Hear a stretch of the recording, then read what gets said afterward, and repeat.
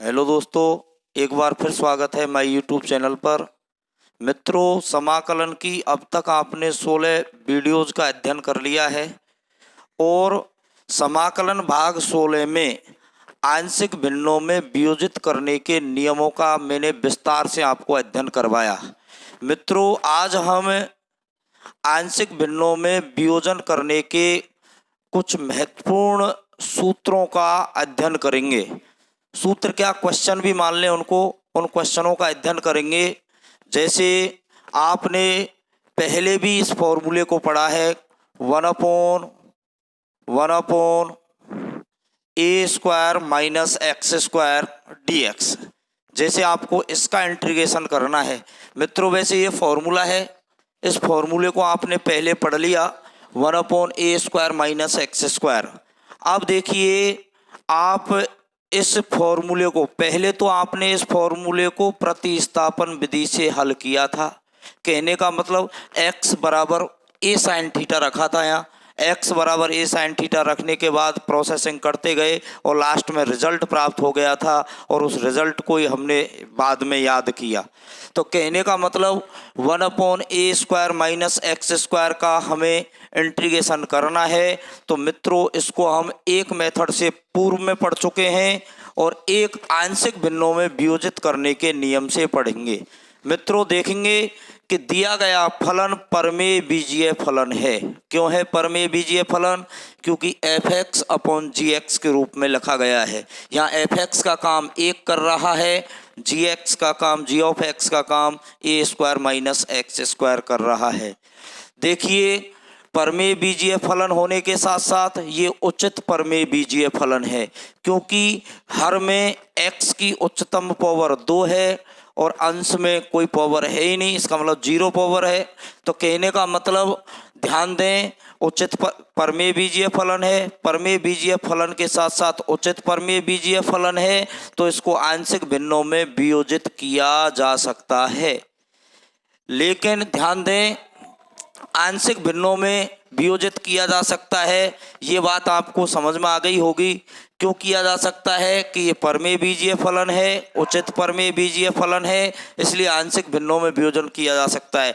मित्रों, कल की वीडियो में मैंने एक बात बताई, यदि उचित परमेय बीजीय फलन दिया गया हो, आंशिक भिन्नों में वियोजन करना हो, तो हर के गुणनखंड हो रहे हों तो हर के गुणनखंड कर लेने चाहिए आंशिक भिन्नों में वियोजित करने से पहले। तो देखिए, इसके गुणनखंड करेंगे तो ध्यान देना, इसके गुणनखंड हो जाएंगे one upon a plus x into A minus x. इसके ये फैक्टर हो गए, ए स्क्वायर माइनस बी स्क्वायर बराबर ए प्लस बी इंटू ए माइनस बी। उसके बाद यहाँ जो फलन है, मेन फलन है one upon a plus x into A minus x. इसको आंशिक भिन्नों में वियोजित किया जाएगा। तो आंशिक भिन्न में वियोजित करने पर, आंशिक भिन्न में वियोजित करने पर, वियोजित करने पर, तो देखिए मेन फलन क्या है, one upon a plus x into A minus x. अब इसको हमें आंशिक भिन्नों में वियोजित करना है। मित्रों, मैंने आपको आंशिक भिन्नों में वियोजित करने का पहला नियम बताया है कि यदि हर में बिना पुनरावृत्ति के रैखिक गुणनखंड हो, नियम नंबर 1 लग रहा है। देखो, रैखिक तो ये इसलिए है क्योंकि x की पावर 1 इसमें है, x की पावर 1 इसमें है। बिना पुनरावृत्ति कोई a प्लस एक्स भी एक बार आ रहा है, a माइनस एक्स भी एक बार आ रहा है, तो पहला नियम लग जाएगा। मैंने आपको क्या बताया कि नीचे जितने गुणनखंड होते हैं कांस्टेंट उतने ही आते हैं। तो यहाँ 2 गुणनखंड हैं, एक a प्लस एक्स है, एक a माइनस एक्स है। तो लिखा जा सकता है पहला कांस्टेंट बटे पहला गुणनखंड प्लस दूसरा कांस्टेंट बटे दूसरा गुणनखंड। तो इसको ऐसे लिखा जा सकता है a upon a plus x plus b upon a minus x. तो इस तरह से आंशिक भिन्नों में वियोजित कर लिया। अब इसकी कैलकुलेशन करेंगे मित्रों। तो कैलकुलेशन करने में देखिए, LHS पक्ष तो चलता ही जाएगा, one upon a plus x into A minus x बराबर, यहाँ एलसीएम आ गया, ए प्लस एक्स इंटू ए माइनस एक्स, एलसीएम। इसमें इसका भाग लगाया, ये कट गया, क्या रह गया, ए माइनस एक्स। ए माइनस एक्स का गुणा ए से करेंगे तो ए इंटू ए माइनस एक्स। इसी प्रकार बी इंटू ए प्लस एक्स। अगले स्टेप में मित्रों यहाँ ये आपस में कट जाएंगे, ये कट गए तो क्या रह गया, एक बराबर ए माइनस एक्स प्लस बी ए प्लस एक्स, और इसको यहाँ समीकरण 1 अंकित कर लिया जाएगा। अब ध्यान से समझना है, हमारा टारगेट क्या होता है, आंशिक भिन्नों में वियोजित करना तो हमने सीख लिया, और कांस्टेंट हमने अपने हिसाब से माने, अपनी मर्जी से माने, तो कांस्टेंटों की वैल्यू निकालना यहाँ टारगेट है। कहने का मतलब ए और बी की वैल्यू निकालनी है, और ए और बी की वैल्यू समीकरण 1 से निकलेगी। मित्रों समीकरण 1 को सॉल्व करने के बहुत सारे तरीके हैं, लेकिन मैं सबसे सरल तरीका आपको यहाँ बता रहा हूँ। कौन सा तरीका है, ध्यान दें। देखो ये स्वाभाविक बात है कि यदि आप यहाँ कैपिटल ए का मान निकालना चाह रहे हैं तो कैपिटल बी को 0 करना पड़ेगा। कहने का मतलब ए का मान तभी संभव होगा जब ये पोर्शन 0 हो जाएगा, और बी का मान कब संभव होगा, जब ये पोर्शन 0 हो जाएगा। तो कहने का मतलब यदि आप कैपिटल ए, हमारा टारगेट यही है कैपिटल ए और कैपिटल बी की वैल्यू फाइंड आउट करना। अब कैपिटल ए और कैपिटल बी की वैल्यू फाइंड आउट कैसे होगी, यदि ए की वैल्यू निकालना चाहते हो, इस वाले ए की वैल्यू निकालना चाहते हो तो ये पोर्शन 0 करना पड़ेगा। अब इस पोर्शन को 0 करने के लिए एक्स के स्थान पर माइनस ए रख दो। x बराबर माइनस ए रखेंगे तो देखिए x के स्थान पर माइनस ए आ जाएगा, a से a कट जाएगा, 0 आ जाएगा, 0 इंटू बी करेंगे तो 0 हो जाएगा। तो कहने का मतलब यदि a की वैल्यू निकालना चाहते हो तो b वाले पोर्शन को 0 करना पड़ेगा, यदि b की वैल्यू निकालना चाहते हो तो a वाले पोर्शन को 0 करना पड़ेगा। अब बात यह है कि साहब 0 कैसे होता है, माना कि आप a की वैल्यू निकालना चाहते हो, कैपिटल A की वैल्यू निकालना चाहते हो तो इसको 0 करना पड़ेगा। अब पता कैसे लगेगा कि साहब 0 कैसे होगा, तो 0 होने के लिए आप इसका a प्लस एक्स बराबर 0 रख दें, जो b का गुणांक है उसको बराबर 0 कर दें, पक्षांतरण करें तो x बराबर माइनस ए आ जाएगा। तो देखिए x बराबर माइनस ए रखने पर, x बराबर माइनस ए रखने पर समझ में आ गई होगी x बराबर माइनस ए क्यों रखा जा रहा है, क्योंकि b वाले पोर्शन को 0 करना है। b वाला पोर्शन 0 हो जाएगा तभी a का मान निकलेगा, और यदि b की वैल्यू निकालने के लिए आपको कौन सा पोर्शन 0 करना पड़ेगा, a वाला। तो x बराबर माइनस 1 रखें, इसमें माइनस a रखें तो 1 बराबर a ये माइनस x के स्थान पर minus a minus minus plus b, ये क्या हो जाएगा a माइनस ए। इसका मतलब 1 बराबर a और a कितने हो गए 2a प्लस b, ए में से ए गया तो 0, इसका मतलब b गुणा 0 करें तो 0, और ये आ गया 1 बराबर a 2a, ये आ गया। उसके बाद हमें a की वैल्यू निकालनी है तो यहाँ से a की वैल्यू निकाली जा सकती है, a बराबर 1/2a। तो मित्रों a का मान आया है 1/2a, समझ में आ गई होगी बात। उसके बाद देखिए पुनः समीकरण 1 पर पहुंचना है, हमारा a की वैल्यू आ गई, अभी किसकी वैल्यू और निकालनी है, b की वैल्यू निकालनी है। तो b की वैल्यू निकालने के लिए a वाले पोर्शन को 0 करना पड़ेगा। अब a वाला पोर्शन 0 कैसे होगा, इसको बराबर 0 कर दें, a माइनस एक्स बराबर 0, पक्षांतरण करें तो x बराबर a। अभी तो मैंने x बराबर माइनस a रखा था तो कैपिटल A की वैल्यू आ गई, अभी मैं x बराबर प्लस a रखूंगा तो कैपिटल B की वैल्यू आ जाएगी। तो x बराबर a रखने पर, x बराबर a रखने पर रखेंगे तो ध्यान दें 1 के स्थान पर 1 बराबर a के स्थान पर a के स्थान पर a माइनस x के स्थान पर a प्लस b, और इंटू a के स्थान पर a प्लस x के स्थान पर प्लस a। तो ये रख दिया, कैलकुलेशन करें, ये हो गया 0 प्लस b, a और a 2a, इसका मतलब आ गया 1 बराबर b इंटू 2a, ये आ गया, ये तो पोर्शन 0 हो गया। उसके बाद देखिए यहाँ से b की वैल्यू निकालें तो b की वैल्यू आ गई 1/2a, तो a और b की वैल्यू 1/2a आया। उसके बाद देखिए यहाँ जहां से आपने आंशिक भिन्नों में वियोजन किया है वहां पहुंचना है अब क्वेश्चन पे।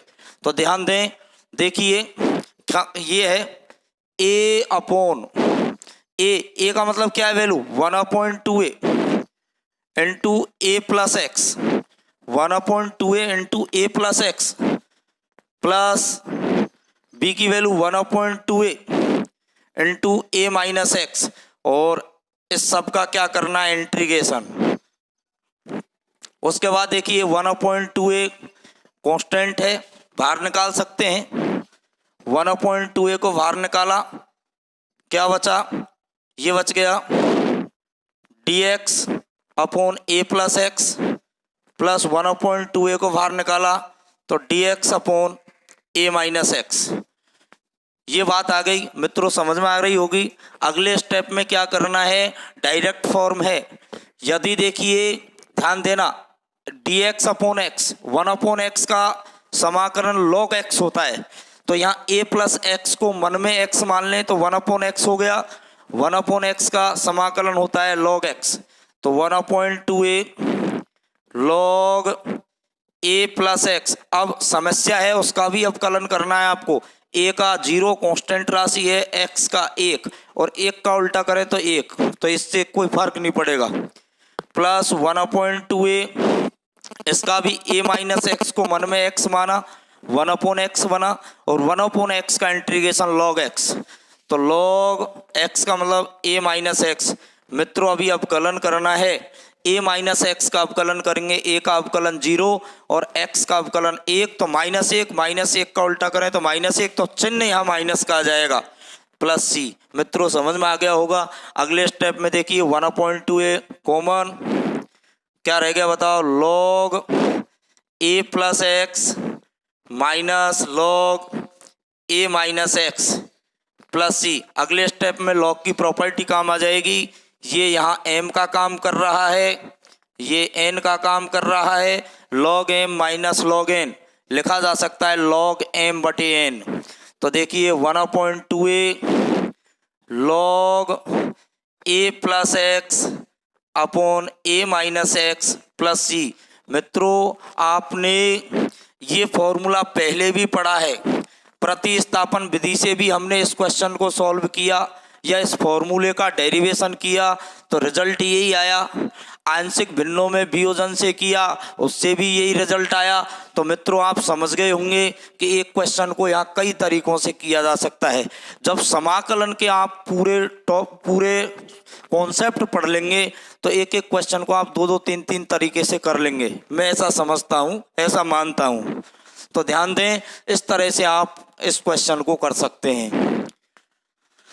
ऐसे ही एक फॉर्मूला और पढ़ा, उसको और देखेंगे।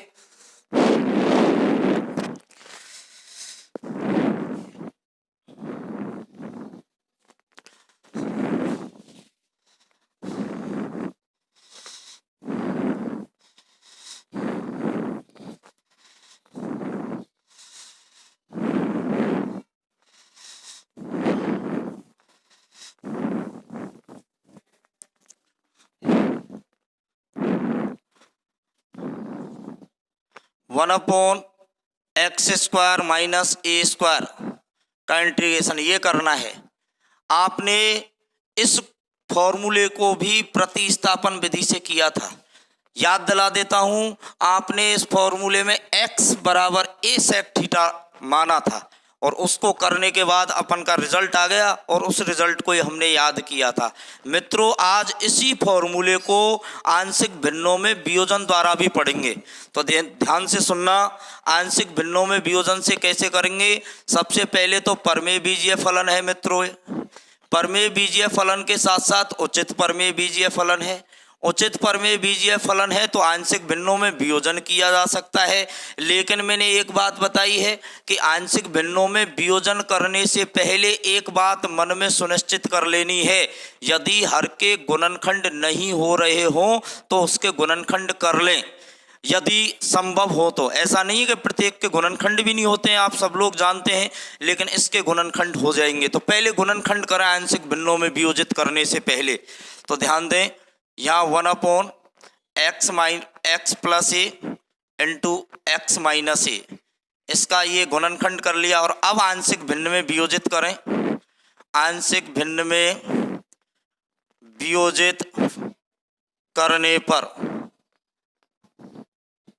आंशिक भिन्न में वियोजित करने पर, अब वियोजित करें तो देखिए मेन फलन क्या है, 1/x plus a into x minus a.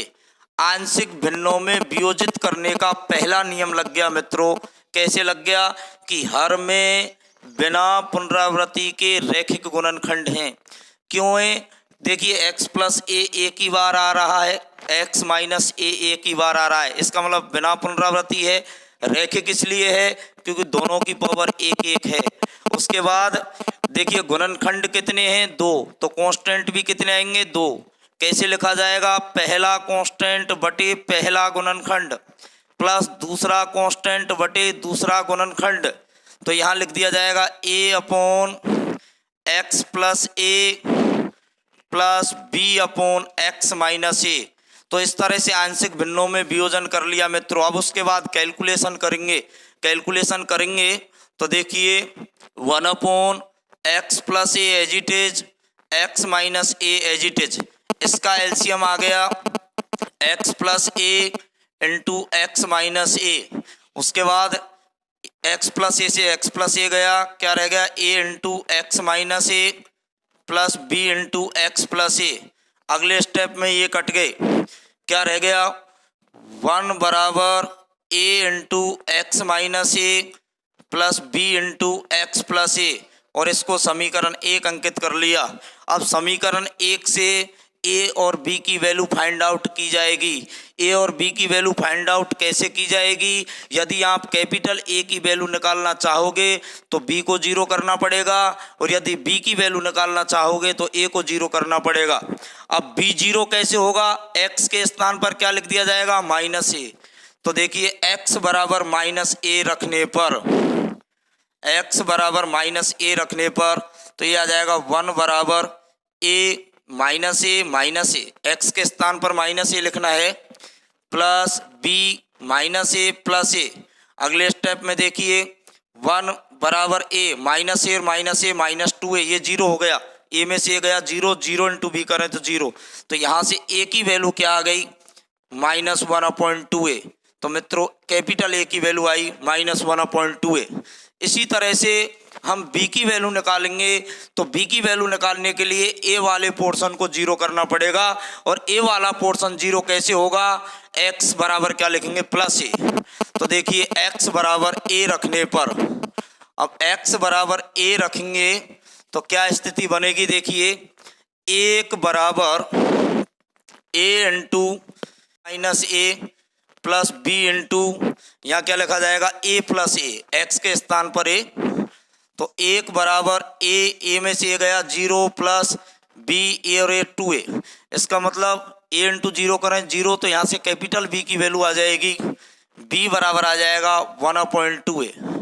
तो a और b की वैल्यू आ गई। उसके बाद a और b की वैल्यू यहाँ पुट करनी है जहाँ आंशिक भिन्नों में वियोजन किया है। तो वैल्यू पुट करें, a के स्थान पर तो लिखा जाएगा -1/2a, तो -1/2a और क्या है x plus a plus b की वैल्यू लिखी जाएगी 1/2a और क्या है x माइनस ए, और यहाँ इंटीग्रेशन का साइन dx और इंटीग्रेशन। अब इसका अलग अलग इंटीग्रेशन कर लेंगे, ध्यान दें, -1/2a को बाहर निकाला, क्या बच गया, dx upon x plus a, plus 1/2a को बाहर निकाला, क्या बच गया, dx अपॉन x माइनस ए। अगले स्टेप में देखिए डायरेक्ट फॉर्म है, क्योंकि x प्लस ए को मन में x मान लेंगे, इधर x माइनस ए को मन में x मान लेंगे, तो 1/x का इंटीग्रेशन log x होता है। तो ये आ जाएगा -1/2a log x प्लस ए। x प्लस ए का अवकलन करें तो इसका 1, इसका 0, 1 का उल्टा 1, कोई इफेक्ट नहीं। उसके बाद ध्यान दें प्लस 1/2a, इसका हो गया log x माइनस ए, इसका अवकलन करें, x का अवकलन करें 1, a का करें 0, 1 तो कोई फर्क नहीं पड़ेगा, प्लस c। अगले स्टेप में 1/2a कॉमन, तो 1/2a कॉमन आ गया, क्या बचा बताओ, पहले प्लस वाले पोर्शन को लिख दें, log x minus A minus log x plus a plus सी। अगले स्टेप में log m minus log n की प्रॉपर्टी काम आ गई, लिखा जा सकता है log m बटे n। 1/2a log x minus a upon x plus a plus c. तो मित्रों यही जो फॉर्मूला आया था प्रतिस्थापन विधि से भी प्राप्त हुआ था। तो आपको आंशिक भिन्नों की भी थोड़ी सी प्रैक्टिस हो गई होगी कि आंशिक भिन्नों में वियोजन किस प्रकार करते हैं। एक बार इसको ध्यान से देख लें।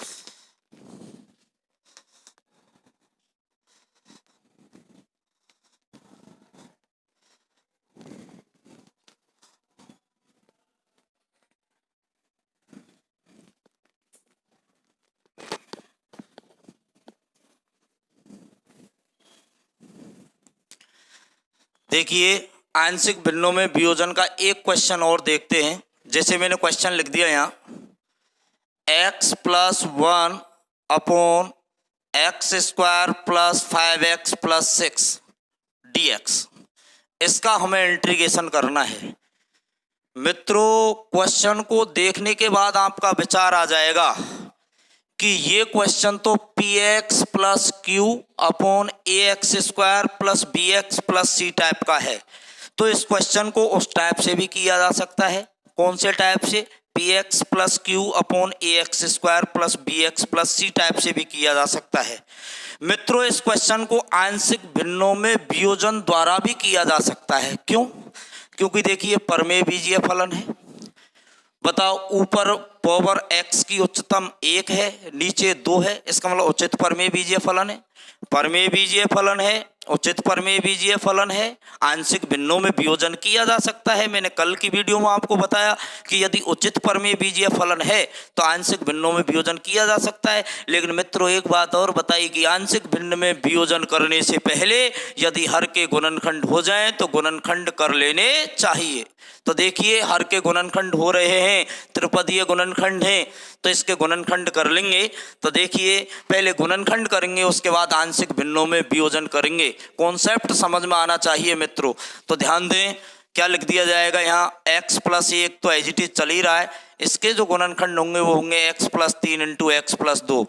आप इसको अलग से कर सकते हैं, त्रिपदी 3x प्लस 2x टुकड़े हो गए, 2 के जोड़े बना के कॉमन लेके, तो ये स्थिति बनेगी। आप डायरेक्ट लिख सकते हैं इनको। उसके बाद ध्यान दें अब आंशिक भिन्नों में वियोजन किया जाएगा। आंशिक भिन्नों में वियोजन अब किया जाएगा। देखिए इस कॉन्सेप्ट को हमेशा के लिए याद रखना है। प्रमेय बीजीय फलन है, प्रमेय बीजीय फलन होने के साथ साथ उचित प्रमेय बीजीय फलन है, इसलिए आंशिक भिन्नों में वियोजन किया जा सकता है। लेकिन आंशिक भिन्नों में वियोजन करने से पहले यदि हर के गुणनखंड हो रहे हों तो हर के गुणनखंड अवश्य कर लेने चाहिए। तो ध्यान दें गुणनखंड कर लिए, अब आंशिक भिन्नों में वियोजन करेंगे। आंशिक भिन्नों में वियोजित करने पर अब वियोजित करें तो मेन फलन क्या है मित्रों, x plus 1 upon x plus 3 into x plus 2, ये फलन है बराबर। बताओ नियम नंबर 1 लग गया। आंशिक भिन्नों में वियोजित करने का पहला नियम, यदि हर में बिना पुनरावृत्ति के रैखिक गुणनखंड हो, रैखिक तो ये इसलिए है कि x की पावर 1 है, यहाँ भी x की पावर 1 है। बिना पुनरावृत्ति के ये इसलिए हैं क्योंकि x प्लस 3 भी एक बार आ रहा है, x प्लस 2 भी एक बार आ रहा है। तो क्लियर है कि आपका पहला नियम लग गया। अब पहला नियम में आपको बताओ नीचे कितने गुणनखंड हैं, 2, इसलिए कांस्टेंट भी कितने आएंगे, 2। कैसे लिखा जाएगा, पहला कांस्टेंट बटे पहला गुणनखंड प्लस दूसरा कांस्टेंट बटे दूसरा गुणनखंड। तो यहाँ से लिखा जाएगा a upon x plus 3 plus b upon x plus 2। मित्रों समझ में आ गया होगा आंशिक भिन्नों में वियोजन करना। अगले स्टेप में कैलकुलेशन करेंगे x plus 1 upon x plus 3 into x plus 2 बराबर x plus 2 into x plus 3 LCM. उसके बाद देखिए इसमें इसका भाग दिया तो ये आ गया a into x plus 2 plus b into x plus 3। अब अगले स्टेप में ध्यान दें, ये आपस में कट गई, ये तो कटेंगे हर सवाल में आंशिक भिन्नों में।